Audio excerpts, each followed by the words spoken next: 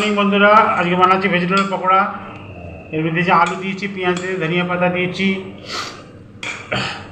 তারপরে এগুলো একটু বেসন দিলাম, এই বেসন দিলাম, ময়দা দিলাম, এটা ভালো করে মাখছি।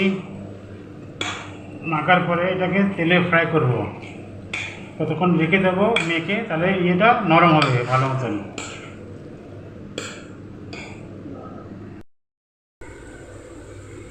বন্ধুরা, এই পকোড়া হয়ে গেল।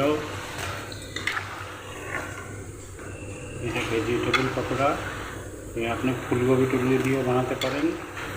আমি আলু, পেঁয়াজ, ধনিয়া পাতা, কাঁচা লঙ্কা দিয়ে বানিয়েছি।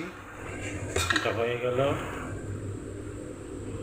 হাফ ফ্রাই করে রাখলাম, আবার যখন সার্ভ করবো তখন আবার আবার একটা ফ্রাই করে দেবো, ক্রিসপি হবে।